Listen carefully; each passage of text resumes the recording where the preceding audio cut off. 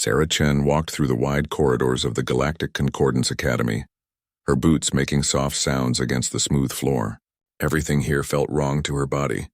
The gravity was too light, making each step feel like she might float away. The air was too clean, without the smell of Earth's oceans or forests. Even the light from the artificial suns felt strange on her skin. She adjusted the heavy vest she wore under her uniform. The vest had weight sewn into it, 20 kilograms worth. Without it, her muscles would waste away in this weak gravity. Back home on Earth, everything pulled at you with real force. Here on the Academy Station, orbiting the peaceful world of Valoria Prime, the gravity was barely half of what her body expected. Sarah was one of only 12 humans in the entire Academy. 12 humans among thousands of alien cadets from hundreds of different worlds. She had been so excited when she got accepted. Her grandfather had been a soldier. Her mother had been a soldier. Now it was her turn to serve not just Earth but the whole galaxy. That excitement had died 3 months ago, about a week after she arrived. The classroom door slid open with a quiet hiss. Sarah entered and immediately felt the change in the room. Conversation stopped. Eyes turned toward her, then quickly looked away. She walked to her usual seat in the back corner and sat down carefully. The chairs here were built for species smaller than humans, and she had broken 2 of them in her first week, before learning to move slowly. Around her, the other cadets whispered. She had learned to ignore it mostly. They called her Deathworlder in their various languages. They talked about Earth like it was a nightmare planet. To them, a world where the gravity crushed you, where storms could destroy entire cities, where animals hunted and killed each other, was a horror story. Professor Kelthris entered the room, his 6 arms carrying various teaching devices. He was a Thoraxian, tall and thin, with skin that changed colors when he was excited about a topic. He began the lesson on tactical combat theory, projecting holographic battle scenarios into the air above his desk. Sarah took notes on her datapad. She loved this class, even if Professor Kelthris rarely called on her. Battle tactics, strategy, the art of protecting others, this was why she had come here. She studied each scenario carefully, thinking through the problems like her grandfather had taught her. Now then, Professor Kelthris said, his skin shifting to an interested blue color, we have a situation where your squad must defend a colony from raiders. The enemy has superior numbers, but your position is fortified. What approach do you take? Several cadets raised their hands, offering careful defensive strategies. Wait for reinforcements. Create multiple fallback positions. Negotiate for time. All safe answers that Professor Kelthris nodded at approvingly. Sarah raised her hand. She waited, but the professor did not call on her. She kept her hand up. Finally, Professor Kelthris sighed. Yes, Cadet Chen? Sir, we should attack, Sarah said. The raiders won't expect it. Hit them hard before they finish surrounding us. Break their formation and they'll retreat. The classroom went silent. Then someone laughed. It was Threxikal, a Krell cadet who sat 3 rows ahead of her. The Krell were large reptilian beings with thick scales and powerful tails. They came from a world with even less gravity than here, but they were still bigger than humans. Of course the Deathworlder wants to attack, Threxikal said in his hissing voice. Your kind always wants blood. This is why primitives should not be allowed in civilized academies. Cadet Threxikal, that is enough, Professor Kelthris said, but his voice was tired, not angry. Cadet Chen, your suggestion is too aggressive. In the Concordance military, we value measured responses. We are peacekeepers, not warmongers. Sarah felt her face grow hot, but she kept quiet. There was no point in arguing. She had learned that lesson too. The first time she had defended herself verbally, she had been called to the commandant's office and lectured about cultural sensitivity. The second time, she had been assigned extra duties. The class continued. Sarah took her notes and said nothing else. When the lesson ended, the other cadets filed out quickly. Sarah packed her datapad slowly, waiting for the crowd to clear. She had learned that lesson too. Crowds meant bumping into people, and when she bumped into aliens, they fell down. Then she got blamed for being clumsy or aggressive. As she stood to leave, she heard Threxikal talking to his 3 friends near the door.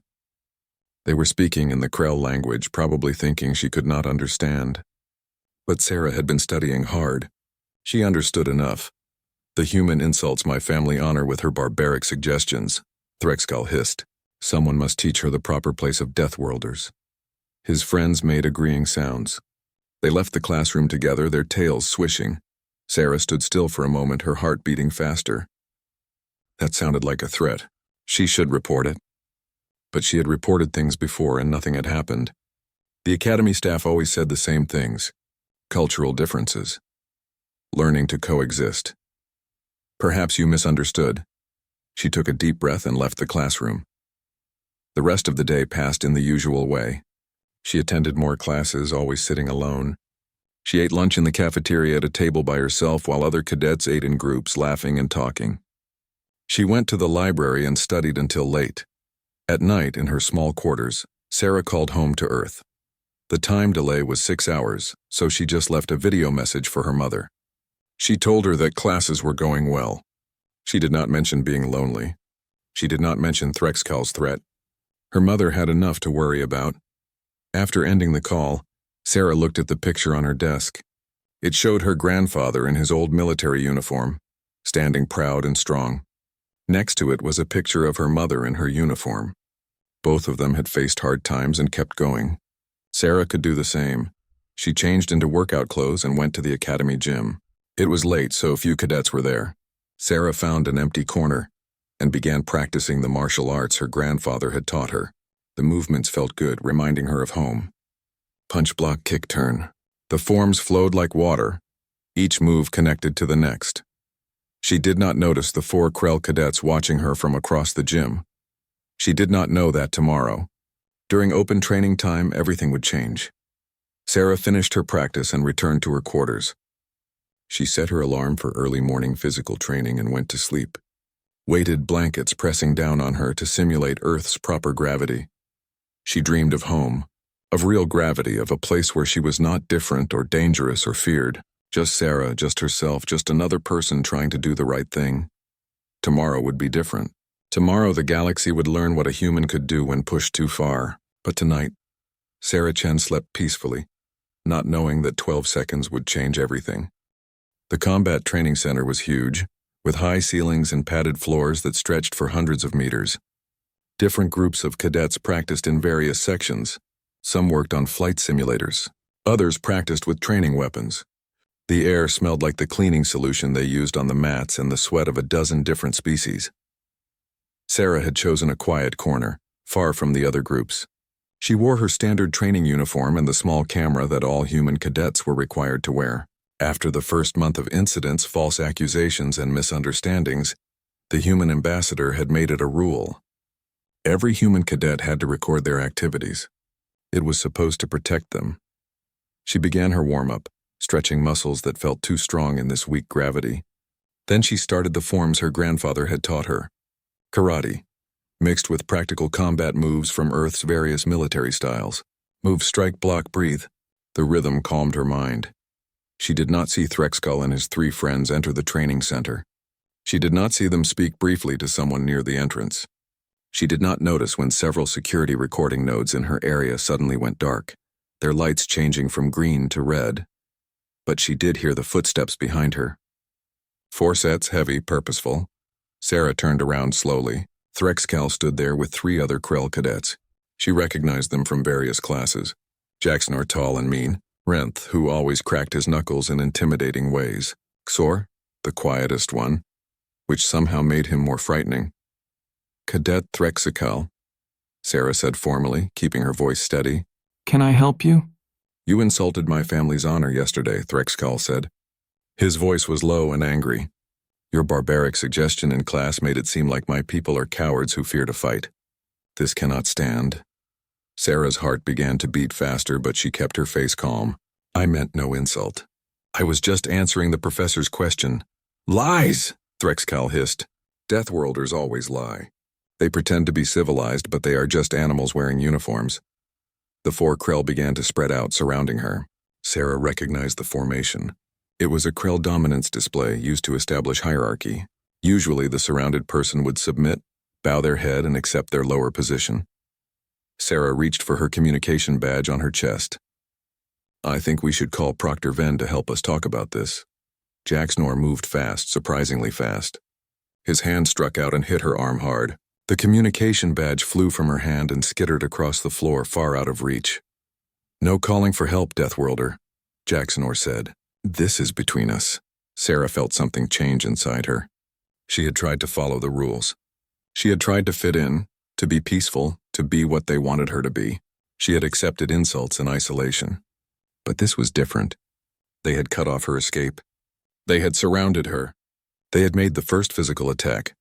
On Earth, when 4 predators surround you, there is only one choice. Please step back, Sarah said one more time. Her voice was different now, colder. I do not want to hurt you, Threxcal laughed. Hurt us? You are one small human. We are 4 Krell warriors. You will learn respect. He nodded to Jacksnor, who moved behind Sarah and reached out to grab her. It was a standard Krell wrestling move, meant to pin arms and show dominance. It worked well against other species who fought like the Krell expected. Sarah was not other species. She felt Jacksnor's hands begin to close on her arms. In one smooth motion, she dropped her weight, something easy to do in this weak gravity.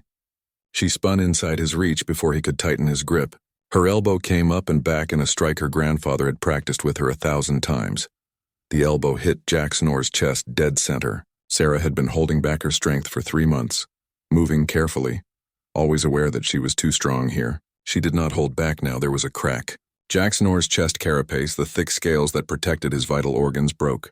He made a choking sound and collapsed to the floor, unable to breathe properly. 3 seconds had passed. Renth and Kizor looked at their friend on the ground, shocked. Then they looked at each other and made a decision. They both attacked at once from different sides. It was a smart tactic, one that should have worked. Sarah saw them coming. Her mind was clear and cold. Everything seemed to slow down, the way her instructors had described combat time distortion. She could see exactly where Renth was charging from her left, claws out intending to slash at her. She could see Kizor coming from her right, lower, trying to grab her legs. She sidestepped Renth's charge, using his own momentum against him. Her hands grabbed his outstretched arm and she twisted, redirecting his massive bulk. In Earth's gravity, this move would have been difficult. Here, with everyone lighter, Renth practically flew through the air. He crashed directly into Xor with tremendous force. Both Krell went down in a tangle of limbs and tails. There was a snapping sound. Renth screamed. His arm bent in a way arms should not bend. Xor's head had hit Renth's shoulder and he lay still, eyes unfocused. 7 seconds had passed. Threxcal stared at his 3 friends on the ground. His face showed shock, then rage. He reached to his belt and pulled out something that made Sarah's blood run cold. A training shock baton. They were used for certain exercises, but never in open sparring.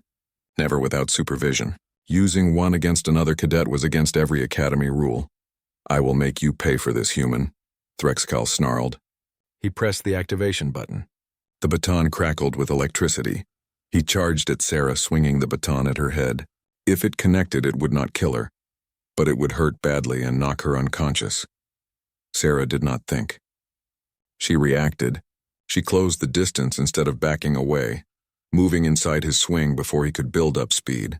Her palm struck his throat, a precise blow to the soft tissue, not hard enough to kill, but hard enough to close his airway temporarily. At the same time, her leg swept his feet out from under him. Threxcal fell hard on his back. The shock baton flew from his hand and clattered across the floor. He lay there, gasping, unable to breathe, his hands clutching at his throat in panic. 12 seconds had passed. Sarah stood there, breathing hard. Around her lay 4 Krell cadets. Jacksnor was curled up, holding his broken chest. Renth was crying, cradling his shattered arm. Xor was unconscious, blood coming from his nose.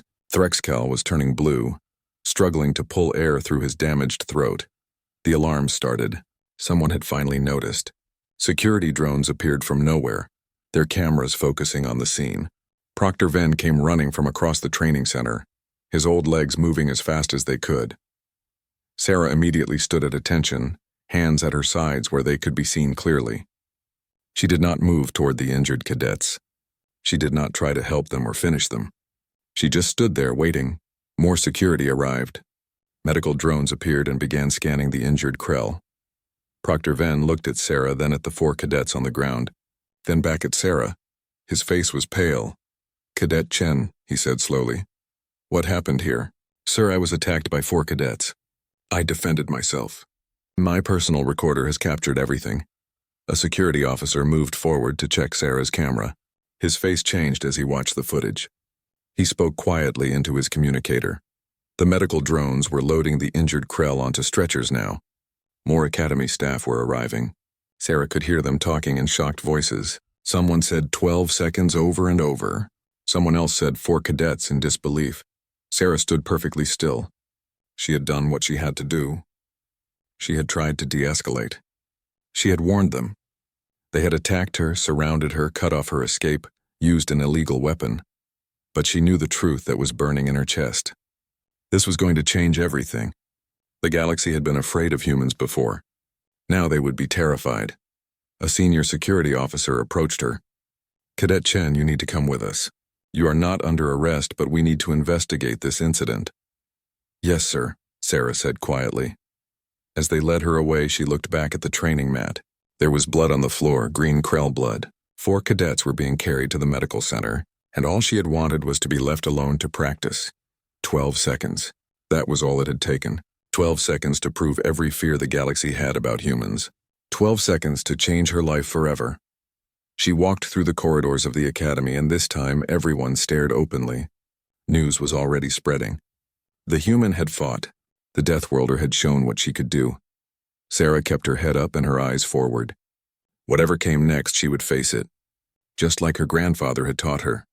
Just like her mother had shown her, she was a soldier. And soldiers face the consequences of their actions. Sarah sat in her quarters looking at the walls. She had been here for 2 days, confined while the academy investigated what happened. They brought her meals 3 times a day. They allowed her to exercise in her room. But she could not leave, could not attend classes, could not talk to anyone except the investigators who came with their endless questions. The door chimed. Sarah stood at attention as it opened. An academy officer gestured for her to follow. "The tribunal is ready for you, Cadet Chen." Her heart pounded as she walked through the corridors. Cadets stopped and stared as she passed. Some looked frightened. Some looked angry. A few looked curious, even respectful. But all of them stared. The tribunal chamber was a large room with high ceilings. At the front sat 3 figures behind a raised desk. Admiral Cressix in the center, a Valorian with silver skin and wise eyes. Commandant Tavash on the left, a Thoraxian whose skin was currently a neutral gray. Representative Delorth on the right, a Krell official whose face was twisted in obvious anger. In the audience seats, Sarah saw many faces. Human Ambassador Marcus Webb sat in the front row, his expression carefully neutral. Next to him was Captain Rodriguez, the highest-ranking human in the Concordance military wearing her dress uniform. On the other side sat a group of Krell officials, including an older Krell in expensive robes, who must be from Threxkal's family. Sarah walked to the center of the room and stood at attention. Her hands were steady, but her heart felt like it might break through her chest.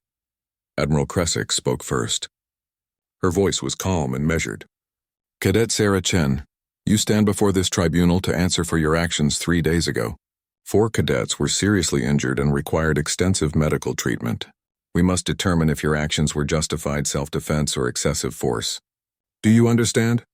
"Yes, Admiral," Sarah said clearly. Representative Delorth leaned forward, his eyes angry. "Before we begin, I must state my position clearly. This human used brutal, primitive violence against 4 cadets who were merely engaging in a traditional Krell dominance display. Such displays rarely result in actual combat. The human should have understood this cultural practice and responded appropriately. Instead, she nearly killed 4 promising young warriors." Ambassador Webb stood up. "I object to the characterization of this incident before we have reviewed the evidence." Cadet Chen was surrounded, attacked, and threatened with an illegal weapon. She defended herself. She broke bones. She crushed internal organs. Delorth shouted. "In 12 seconds. What kind of monster can do such things so quickly?" "A human who was trained to survive on Earth," Captain Rodriguez said quietly, also standing. "May I address the tribunal?" Admiral Cressix nodded. "Captain Rodriguez, you may speak." Rodriguez walked to the center of the room, standing next to Sarah. "I have reviewed the complete recording from Cadet Chen's personal camera. I have also reviewed the medical reports. With your permission, I would like to show the tribunal what actually happened." The lights dimmed. A holographic projection appeared in the center of the room, showing Sarah practicing alone. Then the 4 Krell approached. The tribunal watched in silence as everything unfolded exactly as it had happened, Sarah asking them to step back. her communication badge being knocked away, the security nodes going dark, the attempted grab, the fight, all 12 seconds. When it ended, the room was completely silent. As you can see, Rodriguez said, Cadet Chen attempted to de-escalate 3 times.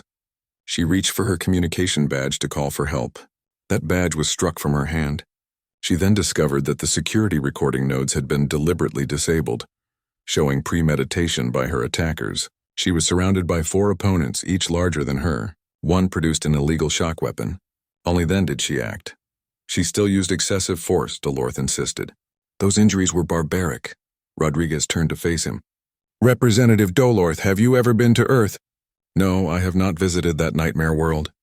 Then let me educate you. Rodriguez pressed a button and new images appeared. Earth's predators. Lions, bears, sharks, crocodiles. These are some of the predators humans evolved alongside.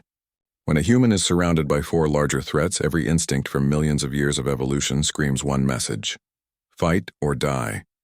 There is no dominance display on Earth that does not sometimes end in death. More images appeared: hurricanes, earthquakes, tsunamis, volcanoes. This is Earth's weather. This is what we consider normal. The planet itself tries to kill us regularly.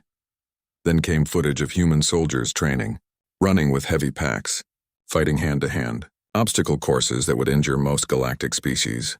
This is how we train our young people for military service. Cadet Chen has been training since she was 12 years old, not because she is special, but because that is standard for humans who want to serve. Rodriguez walked closer to the tribunal. Cadet Chen showed remarkable restraint. She used no killing techniques despite being trained in them. She struck only to disable, not to kill. If she had wanted those cadets dead, we would not be having this tribunal. We would be having 4 funerals. Dolorth started to speak, but Admiral Cressix raised her hand for silence. She looked at Sarah with ancient, thoughtful eyes. Cadet Chen, I must ask you directly. Did you intend to kill those cadets? Sarah met her gaze steadily. No, Admiral. If I had intended to kill them, this would be a very different hearing. The simple, cold truth of those words filled the room. Several people shifted uncomfortably in their seats. Commandant Tivash spoke for the first time, his skin shifting to a troubled purple. The question remains, what are we to do about this? 4 cadets attacked 1 cadet. That 1 cadet sent all 4 to the infirmary in mere seconds. Both sides broke rules. Both sides showed poor judgment. My client showed survival instinct, Ambassador Webb said firmly. You cannot punish someone for refusing to be a victim. The older Krell in expensive robes stood up. I am Krellnor, father of Threxkal. My son lies in the medical center with a crushed throat. He may never speak properly again. This human must face consequences. I demand her expulsion and criminal charges. Admiral Cressix looked tired. This tribunal will adjourn for deliberation. We will announce our decision in 1 hour. Sarah was led to a small waiting room. Captain Rodriguez came with her and Ambassador Webb. They did not talk much. There was nothing to say. They all knew this decision would affect more than just Sarah. It would affect every human in the Concordance, maybe even Earth's relationship with the galaxy. The hour passed slowly. Finally, they were called back into the chamber. Sarah stood at attention again, her face calm even though her stomach was twisted in knots. Admiral Cressix looked down at her with an expression Sarah could not read. This tribunal has reached a decision. After reviewing all evidence and testimony, we find as follows. Cadet Threxkal and his companions are expelled from the academy immediately. They deliberately disabled security systems, committed premeditated assault, and used an illegal weapon against a fellow cadet. These are serious violations that cannot be tolerated. Krellnor made an angry sound, but Cressix continued. However, we also find that Cadet Chen failed to exhaust all possible de-escalation tactics. While her response was technically justified, the severity of the injuries raises concerns about human integration into Concordance forces. Sarah felt her heart sink. Here it comes, she thought. Expulsion. Maybe worse. Therefore, Cadet Chen is officially reprimanded and will undergo 30 days of additional cultural sensitivity training. She will also be required to teach monthly seminars on human combat capabilities and limitations, so that other cadets better understand what they face if they choose to attack a human. She will remain in the academy and continue her studies. Sarah blinked. She was not expelled. She could stay? Admiral Crescix leaned forward. Let me be clear, Cadet Chen, this decision is not popular. Many on the council wanted you expelled, but the evidence shows you were the victim here. You defended yourself when all other options were removed. We cannot punish self-defense no matter how efficient it may be. She paused, then added more quietly. However, you must understand something. You are being watched now. Every move you make will be scrutinized. You have become a symbol whether you want to be or not. Fair or not, you represent your species here. Act accordingly. Yes, Admiral. Thank you, Admiral. The tribunal was dismissed. As Sarah left the chamber, Krelnor blocked her path. His eyes were full of hatred. This is not over, human. My family has influence. You may have won today, but there will be consequences. Captain Rodriguez stepped between them. Are you threatening a cadet under my protection? Because I am certain Admiral Crescix would love to hear about that. Krelnor backed away, but his expression promised future trouble. Outside the chamber, Ambassador Webb shook Sarah's hand. You did well in there. Kept your composure. That matters.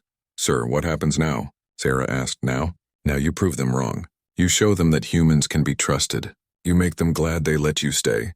He smiled slightly. No pressure, right? Sarah returned to her quarters that night exhausted. The tribunal was over, but Admiral Crescix was right. This was far from over. She was being given a second chance, but it came with a weight heavier than any gravity. She looked at the picture of her grandfather again. He had faced hard choices too. He had Sarah's first day back in class was harder than the tribunal. She walked into the tactical theory classroom and every conversation stopped. Eyes followed her to her seat. Some cadets looked afraid, others looked angry. A few whispered to each other behind their hands. Professor Kelthris cleared his throat. Welcome back, Cadet Chen. Please take your seat and we will continue with yesterday's lesson. Sarah sat down carefully, aware that everyone was still watching her. The lesson began, but she could feel the weight of attention on her back throughout the entire class. When it ended, cadets rushed to leave, giving her a wide space as if she might explode at any moment. This continued for days. Sarah ate alone. She walked to class alone. In group exercises, no one wanted to partner with her. She was more isolated than ever before. On the 5th day, something changed. Sarah was in the library studying at a corner table when someone sat down across from her. She looked up surprised. It was a Valorian cadet with silver skin and bright blue markings. Sarah recognized her from combat theory class. I am Lyra, the cadet said in careful but friendly tones. I hope I'm not disturbing you. No, it's fine, Sarah said, uncertain. Was this some kind of test? Lyra gestured at Sarah's notes. You take very good notes. I have been struggling with the tactical formations. Could you perhaps explain the flanking maneuver from yesterday's lesson? Sarah hesitated, then began explaining. Lyra listened carefully, asked good questions, and seemed genuinely interested. They studied together for an hour. When Lyra stood to leave, she smiled. Thank you, Sarah, that helped very much. Perhaps we could study together again? I would like that, Sarah said, and meant it. The next day, Lyra sat next to her in class. 2 days later, another cadet joined them at lunch, a Thoraxian named Zixthar. He was smaller than most Thoraxians and had been bullied himself. I saw the recording, he said quietly. They surrounded you. You had no choice. I understand what it is like to be attacked for being different. Slowly, a small group formed around Sarah. Not many, just 5 cadets who seemed to see past the fear and rumors. They studied together, ate together, and talked about their futures in the Concordance military. 2 weeks after the tribunal, Sarah was called to Admiral Crescix's office. She arrived precisely on time, nervous about what this meeting might mean. The Admiral's office was filled with souvenirs from her long career. Medals, flags, photographs with important people. Admiral Crescix stood by the window looking out at the stars. Cadet Chen, thank you for coming. Please sit. Sarah sat back straight, hands folded. Admiral Crescix turned to face her. I have been watching your progress since the tribunal. I have also been reading the reports from your instructors. They say you are a good student with strong tactical instincts. Thank you, Admiral. I have a proposal for you. The Admiral sat down at her desk. The Concordance is forming an experimental program. A special operations unit that can respond to threats that our normal forces are not equipped to handle. Pirates, raiders, situations where negotiation has already failed. We need soldiers who can actually fight when words are not enough. Sarah's heart beat faster. An experimental unit? Yes. I want you to consider joining it after you complete your basic training. But there is something else. Admiral Cressix leaned forward. I also want you to start teaching. Voluntary self-defense seminars for cadets who want to learn. Not human combat styles necessarily, but awareness, de-escalation, and how to recognize real threats versus posturing. Sarah was surprised. You want me to teach? After what happened? Especially after what happened. The galaxy needs to understand humans better, and other cadets need to learn that being small or from a peaceful world does not mean being helpless. The Admiral smiled slightly. Also, it will show that you are not the monster some people think you are. Teaching is an act of trust and patience. It will help your reputation. Sarah thought about it. Teaching had never been her plan, but she understood the wisdom in it. What would I teach exactly? Start with situational awareness. How to recognize when a situation is becoming dangerous. How to position yourself to escape. When to call for help. Then maybe some basic defensive techniques. Admiral Cressix's expression became serious. But Sarah, you must be very careful. If you injure a student during training, even accidentally, it could destroy everything we are trying to build. I understand, Admiral. I will be extremely careful. The first seminar was announced academy-wide. Sarah expected maybe 5 or 6 curious cadets. 30 showed up. Most were from smaller species, ones who had been bullied or felt unsafe. A few were larger species who seemed genuinely interested in learning from a human. Lyra came and brought Zixthar. A small Matharian engineer named Pip showed up, barely half Sarah's height. And surprisingly, a Krell cadet named Vexril appeared. He looked uncomfortable but determined. I want to understand, Vexril said when Sarah asked why he came. What happened with Threxkal brought shame to my people. He attacked you dishonorably. I want to learn the honorable way to fight and how to recognize dishonorable attacks. Sarah was touched by his words. She began the seminar. First, she said to the gathered cadets, fighting should always be your last option. Always. If you can run, run. If you can call for help, call for help. If you can talk your way out, talk. Fighting is not about being brave or tough. It is about surviving when you have no other choice. She showed them how to be aware of their surroundings, how to position themselves near exits, how to recognize when someone was preparing to attack versus just posturing. She taught them the difference between someone trying to intimidate and someone actually dangerous. On Earth, she explained, we have a saying, better to be judged by 12 than carried by 6. It means better to face a tribunal for defending yourself than to die because you were too polite to fight back. She did not teach them to punch or kick. Instead, she showed them how to break grabs, how to create distance, how to escape holds. Everything focused on getting away, not on hurting an attacker. The seminars became popular. More cadets came each week. Sarah found that she actually enjoyed teaching. She was good at explaining things, patient with students who struggled, and careful to never use too much force in demonstrations. One day, after a particularly good session, Lyra walked with Sarah back toward the dormitories. You know, Lyra said, when I first heard about what happened in the training center, I was frightened of you. I thought humans must be monsters. Sarah felt a familiar pain in her chest. And now? Now I think you are the bravest person I have met. You could have become bitter after the tribunal. You could have proven everyone's fears right. Instead, you chose to teach and help others. That takes real strength. Sarah did not know what to say. She had never thought of herself as brave. She had just been trying to survive, to do the right thing. That night, she video called her mother on Earth. This time, she told her everything. The attack, the tribunal, the teaching, the new friends. Her mother listened, and when Sarah finished, she smiled with pride. Your grandfather would be so proud of you, her mother said. Not for the fighting, but for what came after. You turned a bad situation into something good. That is what real soldiers do.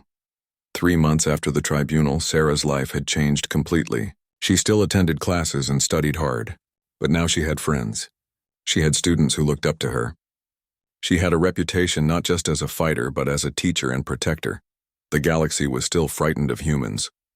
News reports still called Earth a death world. Politicians still debated whether humans should be fully integrated into concordant society. But in the academy, among the cadets who knew her, Sarah Chen was becoming something different. She was becoming a bridge between worlds. One evening, Sarah stood in the training center where everything had happened. The bloodstains were long gone. New cadets practiced where she had fought Threxcal and his friends. They did not know the history of this spot. Vexril found her there. "You come here often?" he asked. "Sometime," Sarah admitted. "I think about what I could have done differently." "You survived," Vexril said simply. "You protected yourself when no one else would. There is no shame in that. Your people still hate me. Some do, but some are beginning to understand. Change is slow, Sarah, but it happens." Vexril looked at the training mat. "I have been speaking with my family about what really happened. I told them about your seminars, about how you teach peace first, fighting only as last resort. They are listening." Sarah looked at her friend, this Krell cadet who had chosen to see past species and fear. "Thank you for giving me a chance." "Thank you for teaching me that strength and wisdom are not opposites," Vexril replied.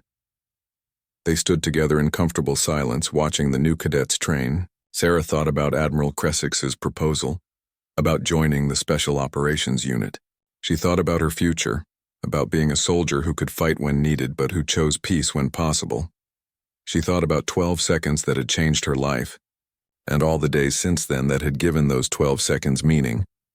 Sarah Chen was no longer just a scared cadet trying to fit in. She was becoming the soldier she had always wanted to be, the kind her grandfather would be proud of. 6 months had passed since the incident in the training center. Sarah stood with her squad in the preparation area, checking their equipment one final time. The Academy War Games would begin in 30 minutes and Squad 12 was ready.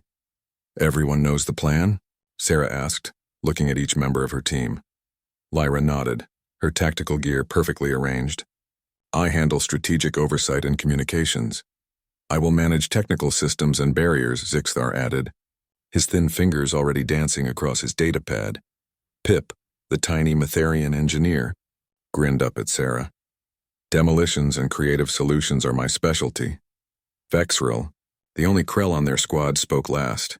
"I provide cultural knowledge and close combat support." "We are ready, Sarah." Sarah felt pride looking at her team.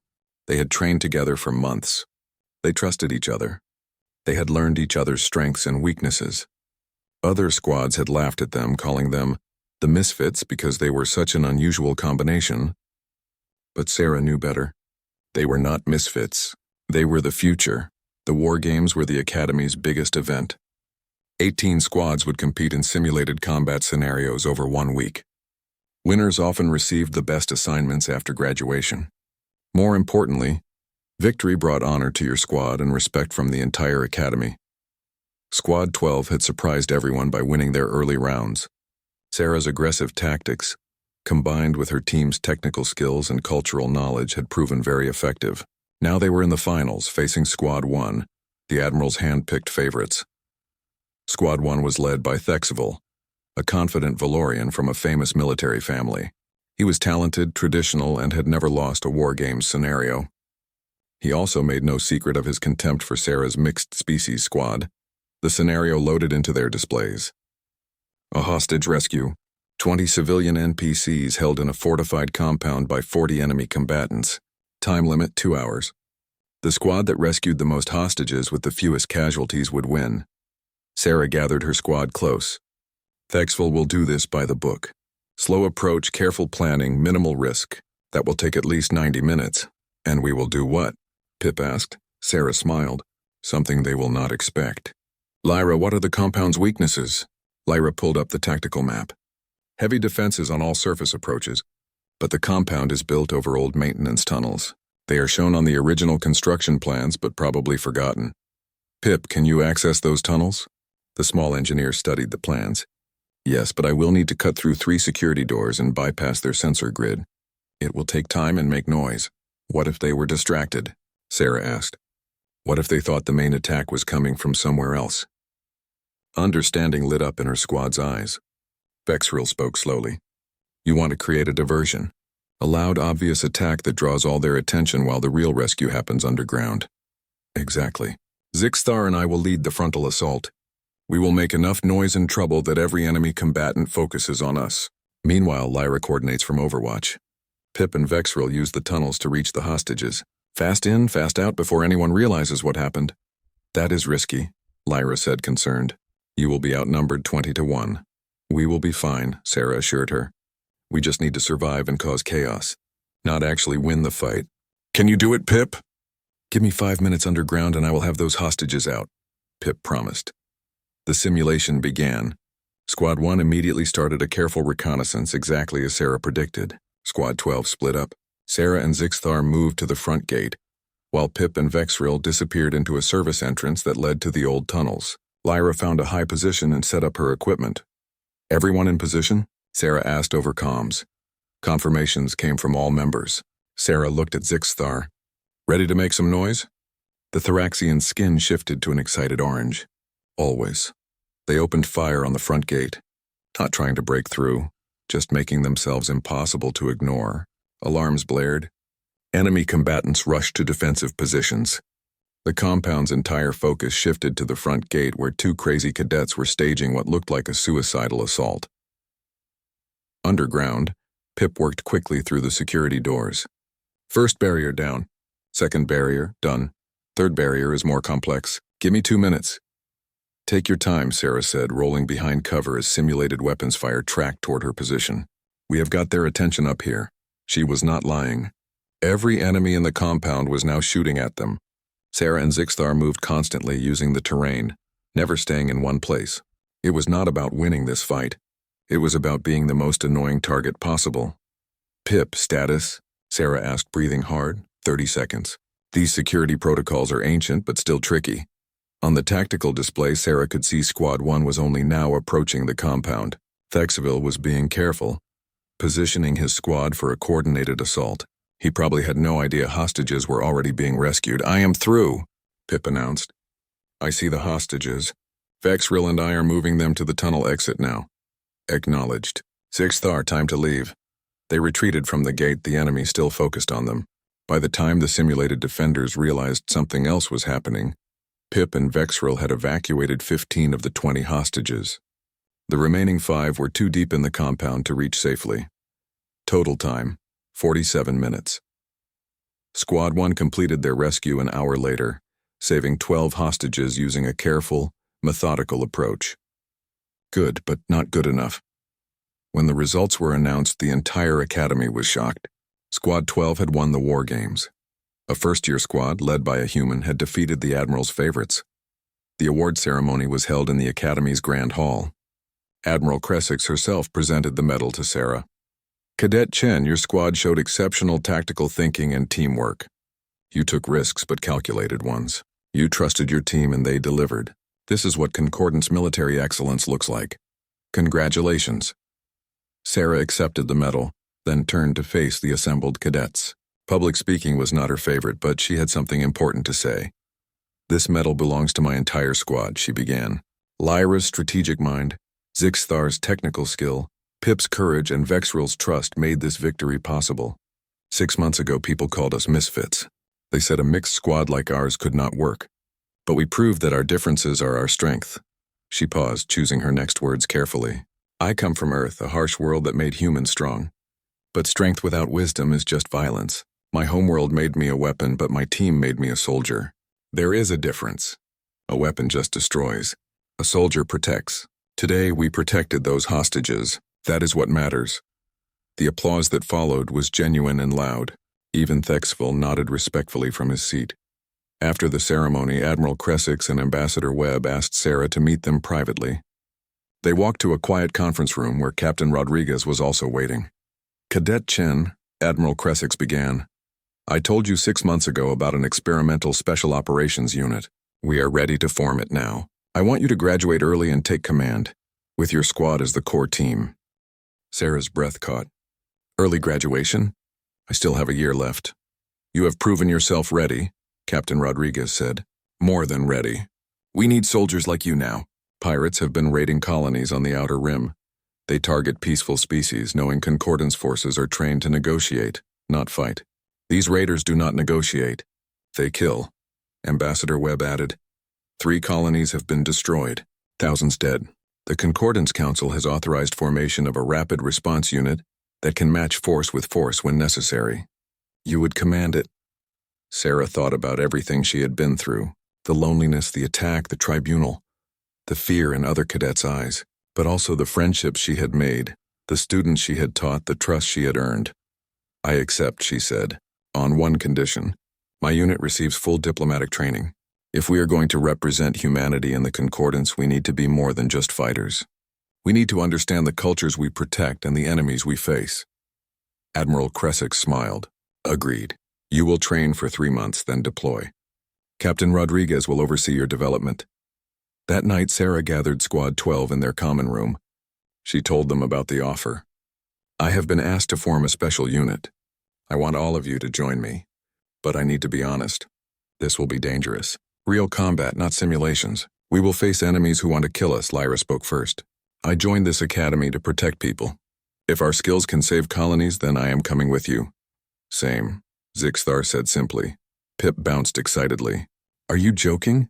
I would not miss this for anything. Vexril was quiet for a moment, then nodded. My people need to see that Krell and humans can fight together honorably. I will come. Sarah felt her eyes grow wet. She had come to this academy alone and frightened. Now she had a team, a mission, and a future. The next year was intense. Training in combat, diplomacy, emergency medicine, cultural studies, and advanced tactics. Sarah's unit, officially named Guardian Squad, became known throughout the academy. They were no longer just cadets. They were something new, something the galaxy had never seen before. When they finally deployed to defend their F,